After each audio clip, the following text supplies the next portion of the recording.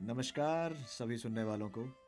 Wisdom और विशाल season 2 के इस नए एपिसोड में आप सबका स्वागत है।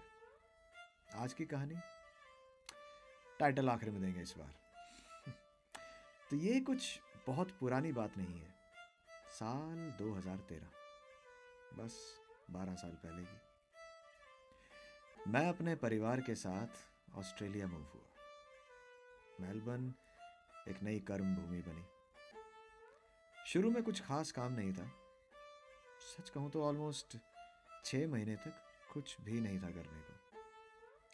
फाइनेंस की निगाह से देखा जाए तो शायद जीवन के सबसे कठिन दौरों में से एक।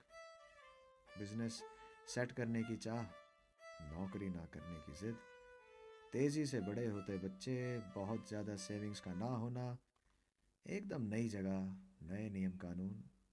मुश्किल था। मगर क्या वो मुश्किल लगा? आप ही डिसाइड करो। मैंने वहां जाते ही ली एक ठीक ठाक सी कार, फिर ली एक बढ़िया से जिम की मेंबरशिप। मैं सुबह सुबह बिना भविष्य की परवाह किए बच्चों और सबको उनके उनके स्कूल और काम की जगह पर छोड़ता और खुद आ जाता अपने सपनों के महल यानी कि जिम में। 1 से 1.5 घंटे का चलता मस्त वर्कआउट, फिर वहीं सोना में कोई अच्छी सी किताब लेकर बैठ जाता, कहानियों के आगोश में घुस जाता, इंस्पायर होता और फिर नहा धोकर वहीं जिम में अपने अपने लैपटॉप पर लिखने लग जाता।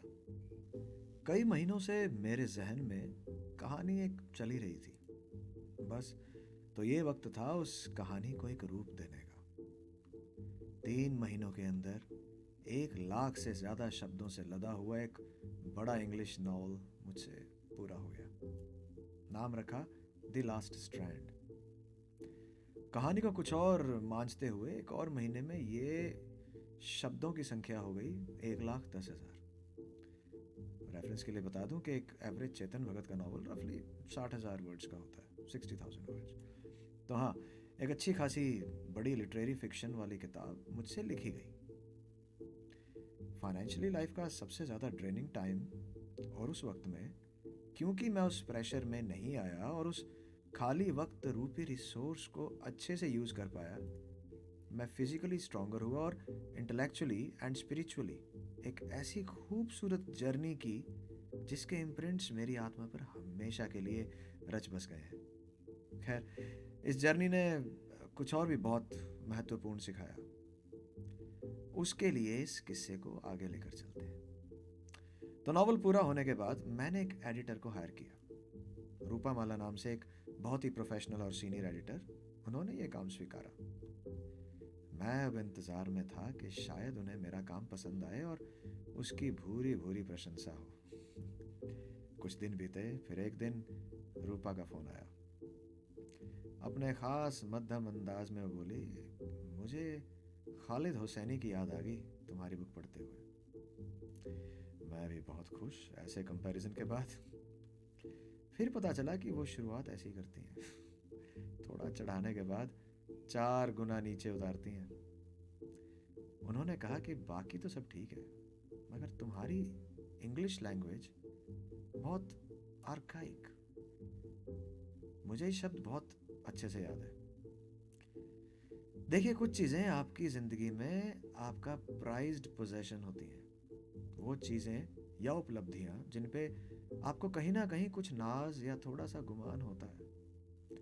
अब भाषा की समझ और उस पर नियंत्रण, फिर वो कोई भी भाषा हो, हिंदी या इंग्लिश या संस्कृत भी, ये मेरे डीएनए का कोर हिस्सा रही है। एक ऐसा स्किल सेट जो मैंने एक्वायर नहीं किया, बल्कि विरासत में मिला है, और उसका अच्छे से ज्ञान मुझे था। अब वहीं रूपा की बात सीधा अंदर नश्तर की तरह से गई। Archaic language. इतना तो मैं पुराना नहीं हूं जितना कि उस बात ने मुझे महसूस करवाया। फिर वो बोली कि तुम्हारी ग्रामर, वोकैब सब सही है, मगर आज के वक्त में एक रीडर उस लैंग्वेज से रिलेट नहीं कर पाएगा। मेरे पास अब दो रास्ते थे। या तो मैं उनकी इस टिप्पणी को नज़रअंदाज कर अपने अहम में किताब को उसी रूप में रिलीज़ कर दूं, या फिर अपने अहम को एक तरफ रख एक और नई लर्निंग के रास्ते पे निकल लूं। अब ये दूसरा रास्ता मुश्किल था, मगर सही लग रहा था। तो हुई जद्दोजहद शुरू। 3 महीने एक बार फिर से उस पूरी किताब को ऑलमोस्ट रीराइट किया गया। मतलब मैंने ही किया। एडिटर साहिबा ने भी पूरा साथ दिया और द लास्ट स्ट्रैंड को वो नया रूप मिला जिसमें वो आज भी रेलेवेंट है। अब ये बदलता वक्त मुझे नए वक्त की पूरी झलक दिखा रहा था। मैं ये मानने से साफ इनकार करता था कि कोई कभी एक किताब को एक छोटी तह जैसी डिवाइस पर पढ़ सकता है ना, जैसे आजकल लोग किंडल पे पढ़ते हैं। तो मेरे हिसाब से किताब के पन्ने पलटना कुछ वैसा ही है जैसे एक सर्दी की खुशनुमा सुबह के वक्त एक गर्म प्याली चाय और उसमें चुस्की का स्वाद। पब्लिश करते वक्त मगर दुनिया के चलन के साथ चलते हुए हमने भी किंडल पे रिलीज की। फिजिकल कॉपीज से ऑलमोस्ट 10 गुना ज्यादा कॉपीज किंडल पे बिकी।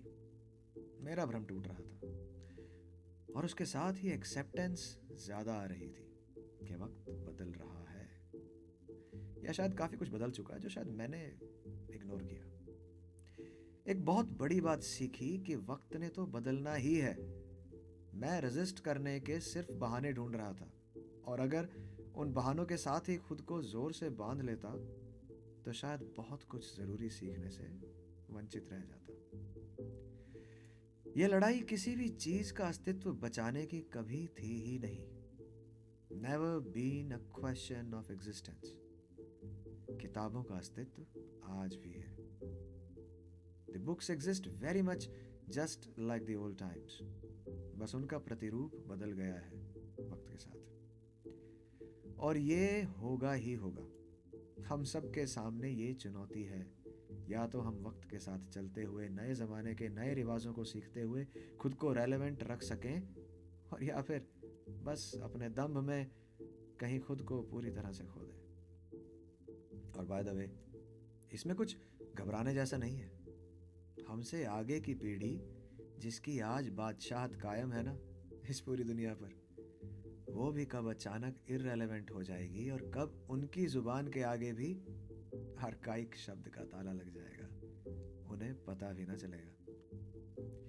ये वक्त का पहिया ना मुझसे पहले की पीढ़ी के लिए रुका था, ना मेरे लिए रुका, और ना ही आगे आने वाले के लिए कभी रुकेगा। आप तो बस एक मुसाफिर की तरह सफर का मजा लो और यात्रा के हर सीन को प्यार से देखो। अपने हरियाणा में कहते हैं, भाई रोज लो मौज लो, और ना मिले तो खोज लो।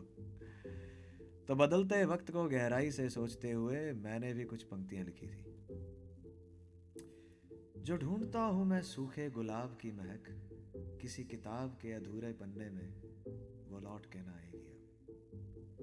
जो ढूंढता हूं मैं सूखे गुलाब की महक, किसी किताब के अधूरे पन्ने में वो लौट के ना आएगी अब।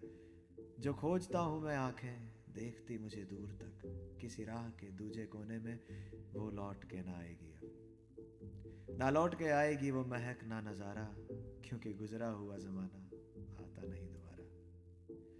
हाफिज खुदा तुम्हारा, गुजरा हुआ जमाना आता नहीं दोबारा। हाफिज खुदा तुम्हारा।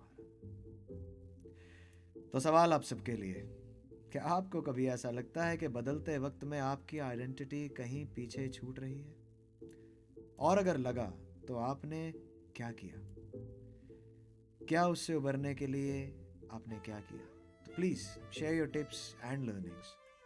बिलीव मी, कई लोगों को बहुत मदद मिलेगी। बाकी मिलते हैं फिर आप सबसे अगले सप्ताह एक नई कहानी जो जिंदगी के किसी नए मोड़ से शुरू हो रही होगी। तब तक के लिए फिर मिलेंगे। Bye bye.